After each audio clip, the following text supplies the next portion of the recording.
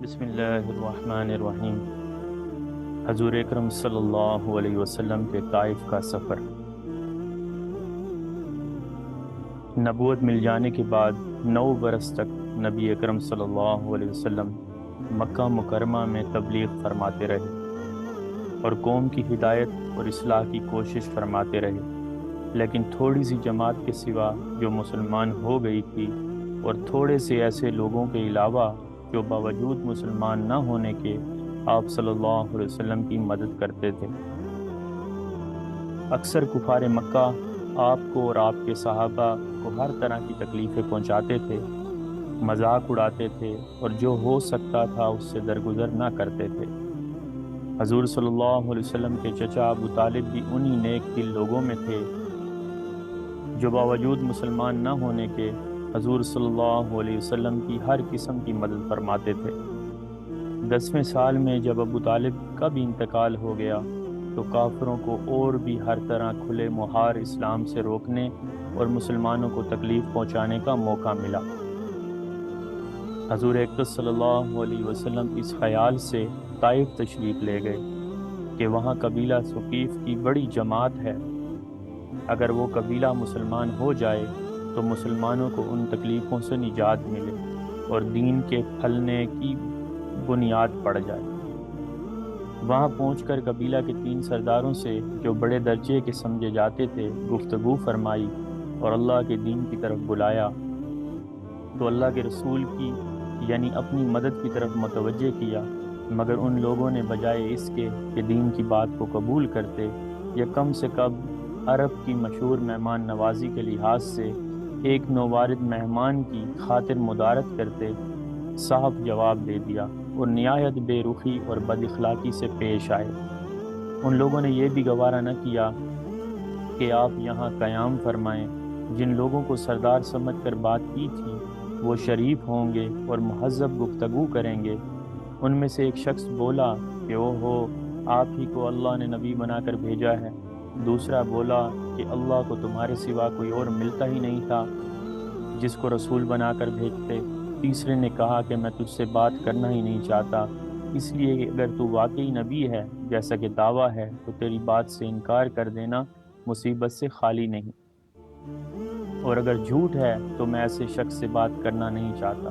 اس کے بعد ان لوگوں سے نا امید ہو کر رسول اللہ صلی اللہ علیہ وسلم نے اور لوگوں سے بات کرنے کا ارادہ فرمایا کہ آپ صلی اللہ علیہ وسلم تو ہمت اور استقلال کے پہاڑ تھے، مگر کسی نے بھی قبول نہ کیا، بلکہ بجائے قبول کرنے کے آپ سے کہا کہ ہمارے شہر سے فوراً نکل جاؤ اور جہاں تمہاری چاہت کی جگہ ہو وہاں چلے جاؤ۔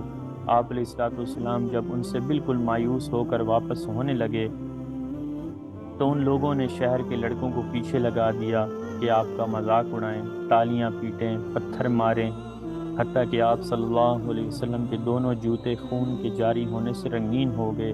آپ علیہ السلام اسی حالت میں واپس ہوئے۔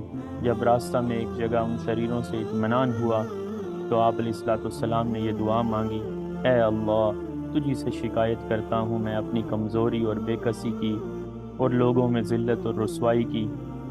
اے ارحم الراحمین، تو ہی ضعفاء کا رب ہے، تو ہی میرا پروردگار ہے۔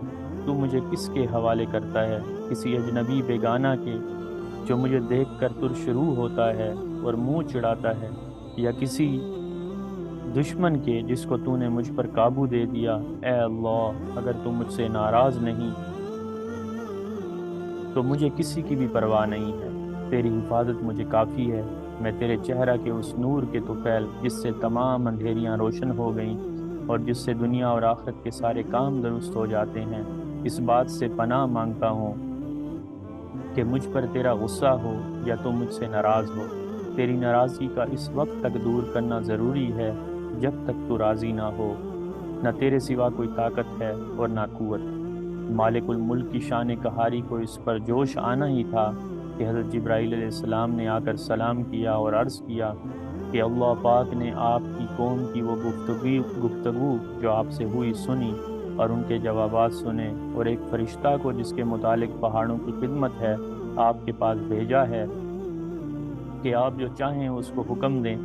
اس کے بعد اس فرشتہ نے سلام کیا اور عرض کیا کہ جو ارشاد ہو میں اسی کی تعمیل کروں، اگر ارشاد ہو تو دونوں جانب کے پہاڑوں کو ملا دوں جس سے یہ سب درمیان میں کچل جائیں، یا اور جو سزا آپ تجویز فرمائیں۔ آپ علیہ الصلوۃ والسلام کی رحیم و کریم ذات نے جواب دیا کہ میں اللہ سے اس کی امید رکھتا ہوں کہ اگر یہ مسلمان نہیں ہوئے تو ان کی اولاد میں سے ایسے لوگ پیدا ہوں جو اللہ کی پرستش کریں اور اس کی عبادت کریں۔ یہ ہیں اخلاق اس کریم ذات کے جس کے ہم لوگ نام لیوا ہیں، کہ ہم ذرا سی تکلیف سے، کسی کی معمولی سی گالی دے دینے سے ایسے بھڑک جاتے ہیں کہ پھر عمر بھر اس کا بدلہ ہی نہیں اترتا، ظلم پر ظلم اس پر کرتے رہتے ہیں اور دعویٰ کرتے ہیں اپنے محمدی ہونے کا، نبی کے پیرو بننے کا۔ نبی کریم صلی اللہ علیہ وسلم اتنی سخت تکلیف اور مشقت اٹھانے کے باوجود نہ دعا فرماتے تھے نہ کوئی بدلہ لیتے تھے۔ اللہ پاک مجھے اور آپ کو اس پر عمل کی توفیق عطا فرمائے۔